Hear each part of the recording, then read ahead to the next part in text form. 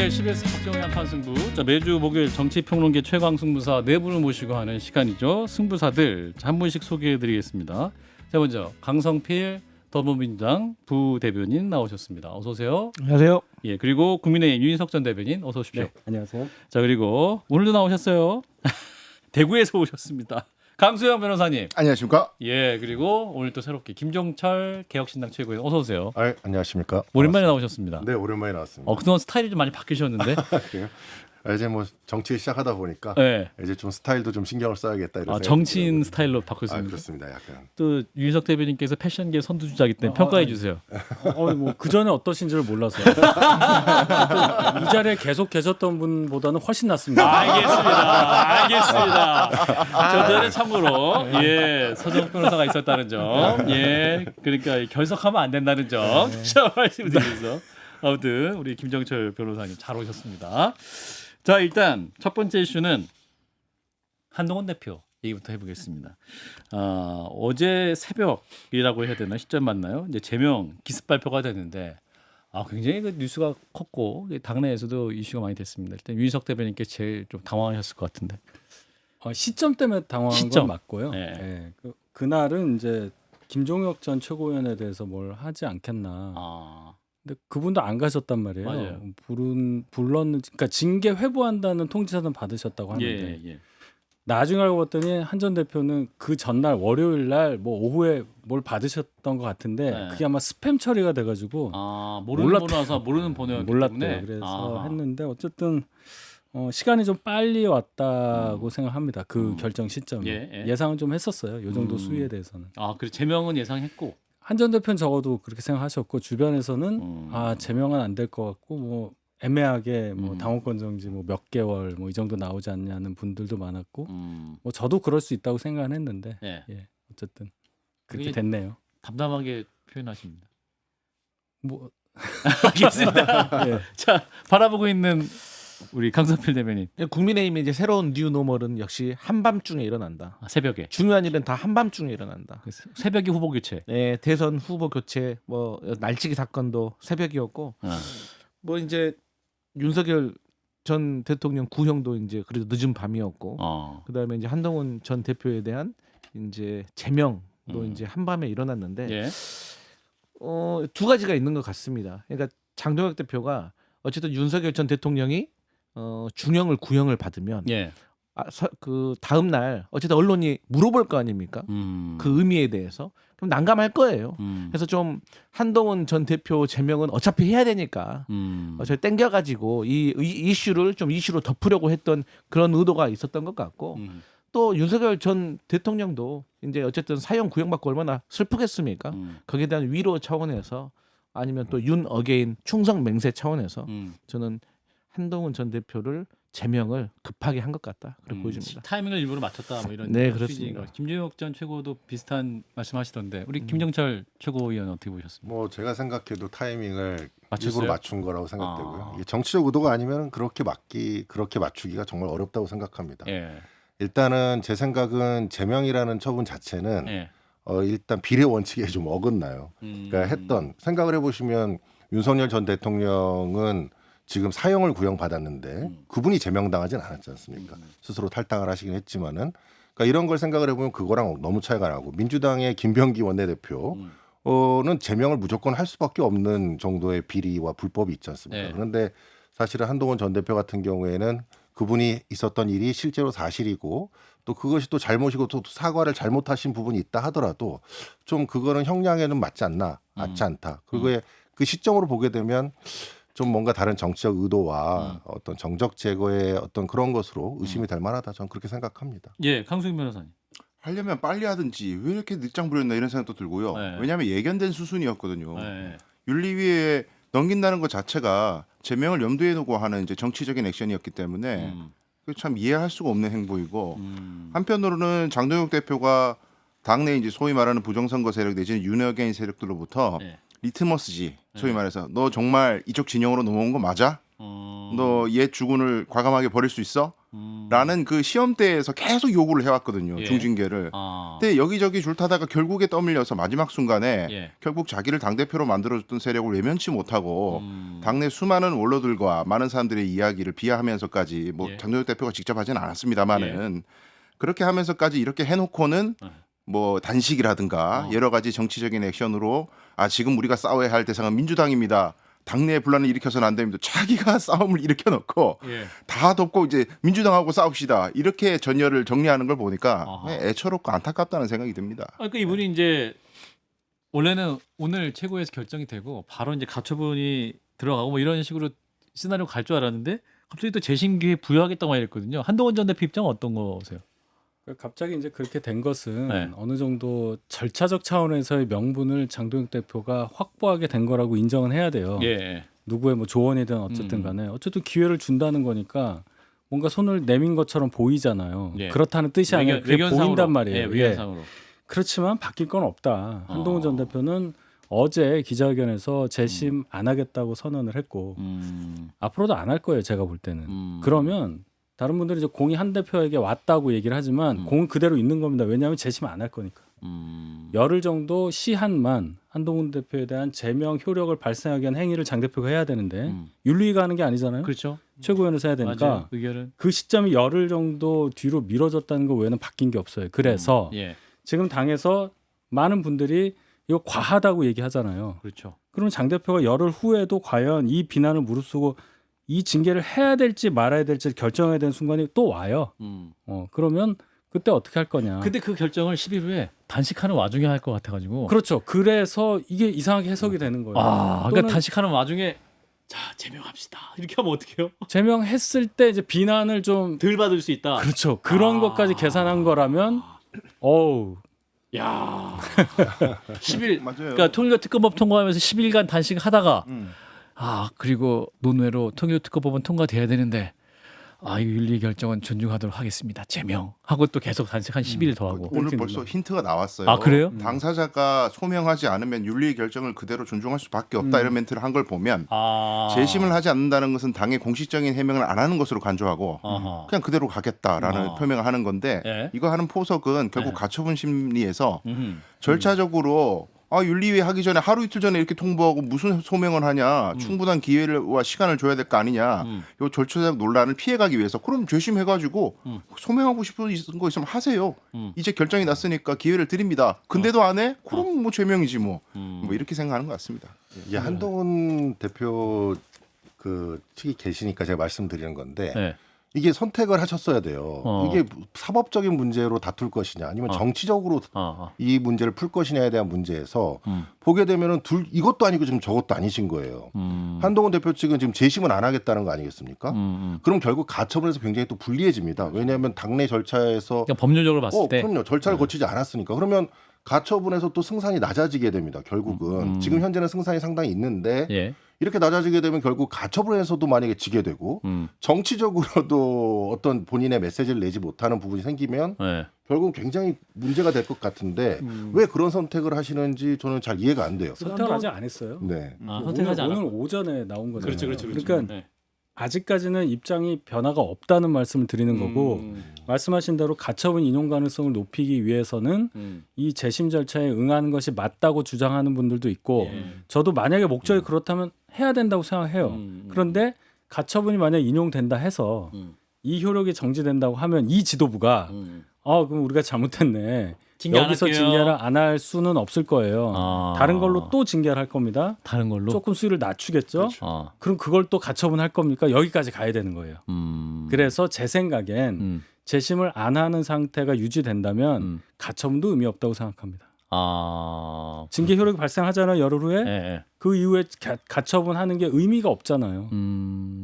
당을 상대로 법적 대응을 한다는 것에 대한 부담감도 있을 뿐더러 그렇게 되면 한동훈 전 대표의 진위가 왜곡될 가능성이 있어서 만약에 그렇게까지 될 경우에는 이 상황을 한 대표가 당에 대해서 진위가 무엇이고 본인이 생각하는 당에 대한 애정이 얼마나 큰지를 오히려 증명할 수 있는 기회로 삼을 수도 있다고 봐요. 서사를 쌓을 수 있다고 생각합니다.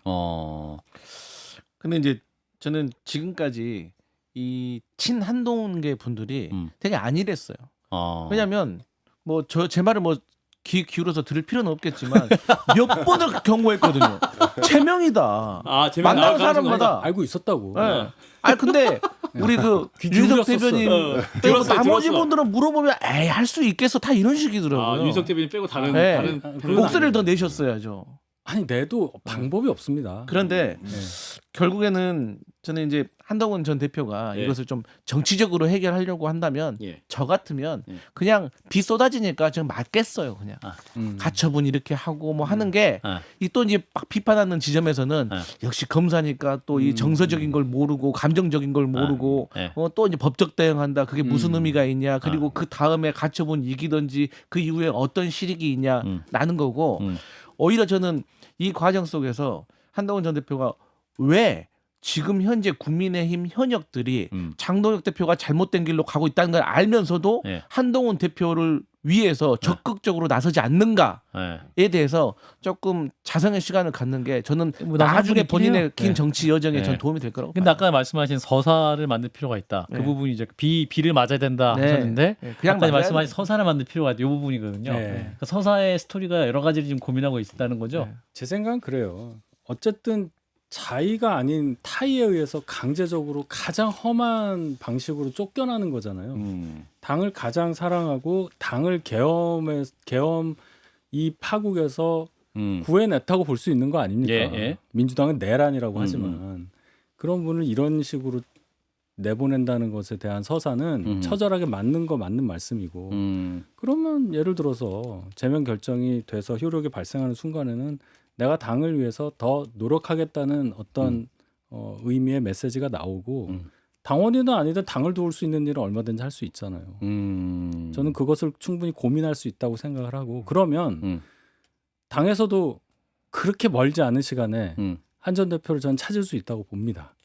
멀지 않은 시기라 하면 그렇지 않을까요? 지방선거 이후에 혹은 지방선거 전에 그런 얘기들이 많을 거예요. 아니 이거 한 전 대표를 그때 그렇게 제명 조치했기 때문에 선거가 이런 거 아니냐? 이 지역에는 한동훈을 뭐 공천했으면 나았지 않았을까? 서정욱 변호사 계셨으면 뭐라고 하셨을 테지만 역시 결석을 하면 안 됩니다. 많이 남았어. 저도 휴가를 안 써요. 그런 얘기가 나올 수가 있고 그럼 그 동안에 뭘 해야 되느냐? 실질적으로 당을 돕는 활동을 해야 돼요. 저는 그렇게 봅니다. 제 개인적인 생각이에요. 아니 정말 맞는 말씀이 그러니까 지금 국민들이나 당원들이나 지지자들이 한동훈 대표가 이 위기를 어떻게 돌파하는지를 지켜보고 있고 이 사람이 지금 앞으로 보수의 지도자가 될 수 있는 그릇이 되는지를 평가할 거거든요. 그래서 두 가지 길이 있는 거예요. 이준석의 길을 갈 것이냐 홍준표의 길을 갈 것이냐. 이준석의 길을 갈 것이냐 홍준표의 길을 갈 것이냐. 왜? 홍준표 전 대구시장은 다 난사해버리잖아요. 근데 어쨌든 이준석은 쫓겨났지만 어쨌든 나가서 작지만 소박하지만 어쨌든 정당 차려서 어쨌든 배지 달았고 돌아왔고 그러니까 어쨌든 자기 지분이 또 생기니까 아쉬우니까 또 찾잖아요 대선 때. 장동혁 대표가 또 계속 손 잡으려고 하고. 그러니까 어떤 길을 갈 것인지에 대해서는 잘 판단하셔야 될 것 같습니다. 그 이준석 의원 이야기가 나왔으니까 이준석 의원이 논평한 게 보니까 이제 고소라면은 창당하는 거고 하소라면은 가처분하는 거다. 본인이 근데 가처분하지 않았어요 예전에? 가처분했어요. 첫 번에는 인용됐고 두 번째는 인용 안 됐던 건 기억이 나네요. 징계 때문에 한 게 아니죠. 그렇죠 물론. 비대위 출마 관련해서. 어쨌든 뭐 지금 우리 당 대표님을 얘기하시는 거니까 반론해 주세요. 좋게 해준 겁니다. 고마워야 됩니다. 배려했습니다. 그러니까 이준석 당 대표가 걸어왔던 그 길의 내용을 보시면 어쨌든 창당을 했고 또 험지에 가서 국회의원으로 출마를 해서 제3지대 정당에 이름을 달고 당선이 된 그런 어떤 길을 걸었잖아요. 그러니까 이런 서사가 있습니다. 근데 이제 윤희석 대변인님 말씀처럼 이제 한동훈 전 대표께서도 어떤 서사를 만들어 나가야 되는데 제가 이제 안타까운 건 자꾸 이런 가처분 얘기가 나오고 이거에 대한 어떤 정치적으로 한동훈 전 대표의 정치적 메시지가 와닿지가 않아요. 사실은 법적으로 해결하려고 하면 자꾸 뭔가 다투려고 하는 것 같습니다. 이게 옳고 저렇고 이건 이렇고 나는 이런 말을 한 적이 없는데 저 사람들이 나를 모함한 거야. 그러면서 이게 마치 법정에서 서로 준비 서면을 주고받는 그런 느낌이에요. 이거는 그게 아니잖아요. 한동훈 전 대표는 사실은 보수에서 굉장히 중요한 자산이라고 저는 생각합니다. 그러면 거기에 맞는 걸맞는 어떤 걸음을 해야 되는데 이게 왜 그런지 제가 이해는 잘 안 됩니다, 사실은. 그래서 그런 부분은 좀 생각을 하실 필요가 있지 않나. 말씀하신 게 가처분하고 연결되기 때문에 제가 말씀드리면 그 최근에 그 작년이에요. 양정수 전 의원이라고 더불어시민당 의원이었던 그분이 그 이제 제명 무효 확인 소송 해가지고 이긴 바가 있어요. 5년 만에. 5년 만에 승소했어요. 1심에서. 이기면 어떻게 되는 거예요? 5년 만에? 그 이제 제명이 무효가 되니까 당적이 회복이 돼야 되는 그런 상황이 되는 건데, 근데 이 법적 다툼이 굉장히 길고 이제 그걸 짧게 하는 게 이제 가처분이란 말이에요. 이게 본안 소송은 그렇게 길게 걸릴 수 있으니까 일단 내가 급박한 어떤 사정, 급박한 사정이 있기 때문에 일단 가처분으로 내 제명을 정지시켜 달라 효력을 이제 그런 가처분을 해야 하는데, 근데 한동훈 전 대표 같은 경우에 지금 당적만 있지. 가령 예를 들어서 내가 이번 지방선거에 국민의힘의 타이틀을 받고 공천을 받아서 출마를 할 예정인데 이렇게 제명이 되면 본안소송 제기해봤자 지방선거가 얼마 안 남았기 때문에 그 전에 결론 날 가능성이 없다. 그래서 보전의 필요성이 있으니 가처분을 받아주세요. 뭐 이렇게 가야 되거든요. 근데 지금 출마할 가능성도 없어 보여요. 코멘트들을 들어보면. 그런 상황에서는 가처분으로 빨리 결론 나야 될 급박한 사정이 없단 말이에요. 그럼 법원 입장에서도 징계 사유가 있는지 없는지 이런 것들을 굉장히 깊게 따지려면 본안 가서 증인 신문도 막 하고 진짜 가족들이 쓴 건지 어떻게 된 건지 판단해야 되는데 이렇게 가버리거든요. 그래서 저는 개인적으로 가처분도 가처분이고 하든 안 하든 이제 한동훈 전 대표는 국민들로부터 정치적인 표가 어느 정도 되는지 시험대에 오를 필요가 있어요. 계속 숨는 기분이 들거든요. 출마를 해야 합니다. 지방선거에. 그래서 정식으로 성적표를 한번 받아야 돼요. 그러지 않고 계속 타이밍만 재다가는 글쎄요. 언제까지 기다릴까요? 어제 진짜 걱정해 주시는 것 같아요. 세 분이 진짜로. 진심으로. 진심으로 세 분이. 너무 감사하게 생각하고 세 분이 가처분 얘기는 한 적도 없어요. 뭐가 나와요. 처분이 없잖아요 지금. 오늘 처분을 하려고 했는데 안 했잖아요. 그러니까 최고의 결정이 안 나왔으니까 가처분을 얘기할 계제가 아닌데 아니다. 지금 이 변호사님 두 분이 계시니까 그냥 이미 앞다퉈서 지금 수임을 하려고 그러시는지 몰라도 제가 가처분 전문가이고 그리고 허은하 대표 관련된 제가 개혁신당 가처분에서 승소한 변호사입니다. 저희 민주당으로 넘어오신 그분은 어디 계신가요? 개혁신당에서 민주당의 품에 안 계시죠? 저 가만 있어봐. 그래가지고 그래서 가처분 얘기는 한 적도 없고 오케이. 지금 이제 재심 여부에 대해서 이제 얘기를 해야 되는 거니까 맞아요. 그 얘기를 한 거고 뭐 타이밍 잴 것도 없었어요. 지금까지 계속 출마했잖아요. 전당대회 나갔고 대선 경선 나갔고 요번 전당대회만 안 나간 거지. 그다음에 이제 공직선거가 이번에 재보궐이 생기니까 이제 어떻게 할 거냐. 지방선거는 아니라고 얘기를 했고요. 또 재보궐도 지금 4개 확정됐죠. 몇 개가 더 날지 모르고 어딜지도 모르는데 무슨 말을 합니까 지금. 그런 사정이 있습니다. 또 세 근데 분이 제가 추가적으로 말씀해 주세요. 들은 첩보에 의하면 첩보. 그냥 국민의힘에 이 한동훈 전 대표 당원 게시판 관련해가지고 고소고발건이 있대요. 막 들어온 게 있대요. 당이에요? 네, 당에. 그래가지고 뭐 경찰이 뭐 공문까지 보내가지고 이거 어떻게 하냐.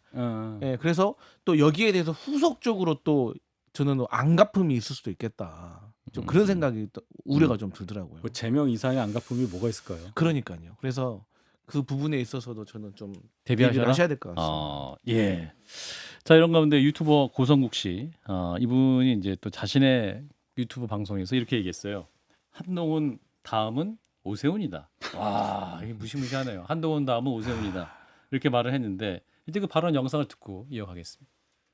오세훈이가 서울시장 공간에 누군지도 모르는 당 고문 9명을 불러들인 것은 오세훈이의 기획 아니겠습니까? 그러니까 눈치밖에 남은 게 없는 이 당 고문들, 평균 연령 91세. 이 고문들이 오세훈이가 듣고 싶어하는 얘기를 쏟아낸 겁니다. 장동혁 대표가 정적을 제거하기 위해 징계를 무리하게 진행한다. 왜 이것들이 제 이름까지 거론했는지 모르겠습니다만 극우 유튜브 고성국이 입당한 이 당의 미래가 있겠냐. 그러면서 당이 무너지면 당을 이끌기 위해서 결단해야 한다. 오세훈이 정말 기분 좋았겠네. 평균 91세 고문 9명이 모여갖고서 거의 왕으로 추대하듯이 이런 아첨 말들을 쏟아냈으니까. 지금 고성국 TV의 고성국 박사의 얘기인데, 지금 그러니까 유튜브 얘기니까 정제되지 않은 표현으로 오세훈이가 뭐 이러면서까지 표현을 하고 있습니다.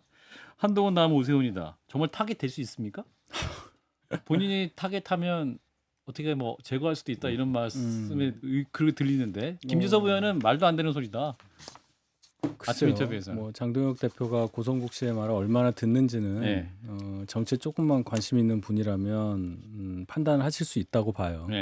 아마 비슷하게 하고 그러니까 입당도 했다고 저는 보는데 다른 얘기는 뭐 저는 안 하겠습니다만은 과거 고성국 씨와 정치적 운명을 같이 했던 굵직한 분들의 나중에 결과가 어떻게 됐느냐. 예, 황교안 전 대표의 고등학교 동기 동창 고성국 씨 예. 그때 어떻게 됐느냐. 미래통합당 망했죠. 그리고 윤 전 대통령이 고성국 씨와 아주 가깝다고 했었잖아요. 그 계엄 발표할 때도 고성국 씨 말이 막 들어가 있어요. 그 워딩이 네, 그 정도로 그 언어가 꽤 가까운 분이라고 볼 때 지금 윤 대통령이 어떤 상황이냐 이런 것을 볼 때 그럼 장동혁 대표가 고성국 씨와 같이 간다고 했을 때는 예. 어떤 미래가 기다리고 있느냐 그건 뭐 상식적으로 다 판단하실 수 있다고 봅니다. 예. 저는 뭐 고성국 씨를 응원합니다. 아, 고성국 왜 응원해요? 지금 오세훈 서울시장이 현직이잖아요. 왜 현직인데? 저희 민주당이 어쨌든 선거는 이겨야 되니까. 근데 어쨌든 나경원 의원보다는 오세훈 서울시장이 힘든 상대다. 저희한테는 힘들고 김정철은 더 힘들다. 이야, 여기서 또 이어주시네. 근데 지금 오세훈 시장에 대해서 막 비판하잖아요. 네. 얼마나 보기 좋은 일입니까? 보기 좋아요? 경쟁력이 막 상승하는 거 아니겠습니까? 예. 그래서 저는 이런 모습들이 이 극우 유튜버들이 예. 그러니까 사파가 정파안으로 들어오는 이런 그러니까. 잘못된 무협의 도의 이게 잘못된 것이다라고 좀 읽으셨구나. 예. 그래서 저는 근데 오세훈 서울시장 그러면 왜 미워하나? 왜 미워해요? 라고 제가 또 그 조사해봤어요? 물어봤어요. 그들에게. 그들에게. 그들 하는 말이 최근에 오세훈 서울시장이 한동훈 전 대표와 네. 좀 연합을 해가지고 당을 뭐 똑바른 길로 가야 된다라고 압박하는 모습이 상당히 불편했었고 또 그 다음에 오세훈 서울시장이 그때 또 다른 이유가 아니 지금 민주당이나 뭐 다른 사람들이 막 한강버스랑 해서 뭐 종묘랑 해서 막 자기 공격하는데 당에서 전혀 방어를 안 해주니까 되게 서운한 상황에서 예. 나경원 의원이 지방선거 기획단에서 룰을 70% 당원 투표하겠다라고 하니까 더 화가 나가지고 예. 했던 행동들에 대한 지금 분노가 저렇게 고성국 씨와 박민영 씨를 통해 가지고 분출되고 있는 것 같아요. 있다. 좋은 모습이다. 민주당 입장에서는 그래도 민주당에서 그렇게 평하시면 농담이라도 그렇게 하시면 안 되죠. 누림 사파예요 저분이. 정파가 아니고. 사파. 저분 사파. 아니 당원이잖아요. 아니 지금 그런 얘기를 하면 어떡하냐고. 대변인께서 실력으로 당연히 승부를 봐야 되는 거고. 뭐 어쨌든 근데 이제 고성국 씨 같은 사람들의 이제 목표는 자신의 영향력 강화하기 때문에요. 그러니까 내 손으로 움직일 수 있는 당원이 이만큼 많고 내 구독자가 이만큼이고 내 말에 왔다 갔다 하는 당원들이 많기 때문에 결국 뭐 오세훈을 드러낸다 어쩐다 이 얘기는 경선에 영향을 미치겠다는 얘기입니다. 나의 스피커로. 예, 그걸 과시하는 이제 코멘트를 하는 거고요. 내가 생각하는 또 다른 서울시장 후보가 있다. 그렇죠. 그리고 결국에는 내가 거느리고 있는 이 당원들의 부합하는 후보, 숙이는 후보, 결국 나에게 찾아와서 조아리는 후보, 그 사람 아니면 나는 다 내 영향력으로 쳐낼 수 있다라는 과시거든요. 그런데 이걸 국민의힘에서 입당을 시켜가지고 사실은 저 극우라고 하여튼 칭해지는 저 세력들을 마사지하기 위해서 지난번에 제가 말씀드렸지만 약간 반성하는 듯한 얘기를 하면 반발을 할 테니 고성국 씨로 약간 희석을 시켜보자 이런 건데 독약이에요. 결국 저렇게 고성국 씨는 자기 유튜브 채널과 자기의 힘으로 국민의힘을 얼마나 좌지우지할 수 있는지를 증명하려고 하기 때문에 지금도 오늘도 내일도 계속 그럴 거예요. 결국 저 사람들 손아귀 안에서 당이 놀아나는 꼴을 앞으로 적어도 몇 달간 보게 될 거다. 네. 김전철 최고위원. 일단 우리 강성필 부대변님이 저랑 이제 한층 더 가까워질 것 같습니다. 마음의 거리가 굉장히 좀 좁혀졌습니다. 예. 이제 어쨌든 고성국 씨 관련돼서 지금 이런 얘기가 논란이 되는 부분에 대해서는 장동혁 대표께서 선을 어느 정도 그을 것이라고 저는 예상을 합니다. 지금의 행보를 보시면. 그래요? 저는 그렇게 생각합니다. 왜냐하면 그렇게 하지 않으면은 아마 국민의힘도 이 보수를 대변하는 제일 큰 야당으로서 자리가 굉장히 위태로워질 것이다. 우리 기혁신당에 의해서. 당연히 저는 그렇게 생각을 하고요. 일단 지금 고성국 씨는 저는 표현한다 그러면 약간 소금물 같으신 거죠. 소금물을 마셔버리면 계속 마시게 되고 그렇게 되면 결국 아까 말씀하시는 그런 그분들과 함께했던 분들의 그 결과가 어떻게 되는지 우리가 다 예측을 하지 않습니까? 저는 이제 지금 현재 보수의 가장 큰 문제점이 분열이라고 생각하거든요. 분열되는 이유가 바로 이런 것들입니다. 그래서 결국은 보수를 전체적으로 보면은 큰 틀에 있어서 같이 하나의 보수가 될 수 있는데도 불구하고 그 안에서 예. 또 서로 굉장히 상대가 굉장히 강한 적이 있는데도 안에서 계속 서로 분열하고 있다는 거거든요. 그러니까 그런 부분을 바꿀 수 있는 그런 새로운 보수의 지도자가 나와야 된다고 저는 생각을 합니다. 네. 근데 지금 고성국 씨가 그 91세 그 평균 연령 91세 이 고문들이 오세훈이가 듣고 싶어하는 얘기를 쏟아낸 겁니다. 이렇게 얘기하고 있는데 사실 보수는 그래도 예의가 있는 집단이라고 이제 일반적으로 저희가 생각을 하고 또 어른에 대해서 좀 대우를 한다라는 상식이 일반적 바탕이 있잖아요. 근데 이렇게 박민영 대변인도 그렇고 아마 사과한 것 같아요. 뭐 막말해서 이후에 이제 고성국 씨도 70대인 것 같은데 57년생이죠. 예. 그럼 네. 70이 안 됐어요. 그래요. 57년생. 예. 그러면 뭐랄까 이런 것들이 과연 보수 전체에 어떤 인상을 주는 것이냐. 나쁘죠. 뭐 박민영 씨는 아예 일천한 아집이라는 표현을 썼잖아요. 91세 분들에 대해서 그 일천하다는 뜻을 모른 것 같아요. 그 얼마 안 됐다는 뜻이잖아요. 그러면 박민영 씨가 한 150살 정도 돼야 그런 말 쓸 수 있는 거예요. 그렇죠. 그 단어 쓰려면 도대체 뭔지를 모르고 그런 발언에 대해서 고성국 씨가 꾸짖는 얘기를 해야 맞는 거 아니에요? 그렇죠. 근데 지금 거의 정치 똑같은 선배라면. 얘기를 하신 거 아닙니까? 예. 참 제가 나이 가지고 얘기할 계제가 아니어서 더 얘기하기가 좀 불편하네요. 그래서 저는 개인적으로 예. 우리 김정철 최고위원? 최고께서는 지금 장동혁 대표와 고성국 저 분하고 다른 의견일 거라고 생각하시는데 네. 저는 장동혁 대표가 좀 저는 그 시그널을 줘서 대변하는 거라고 생각해요. 그러시군요. 예, 그러지 않고서는 어떻게 저런 발언을 할 수 있겠고 또 저분 혼자 그런 얘기를 한 게 아니라 요즘 거의 장동혁 대표의 뭐 측근이라고 불리는 박민영 미디어 대변인 이분도 이제 똑같은 말을 했잖아요. 그렇기 때문에 저는 저게 장동혁 대표의 시그널이라고 봐요. 그렇군요. 네. 국민의힘 상황 여기까지 듣고요. 박종현 판승부 함께하고 계십니다.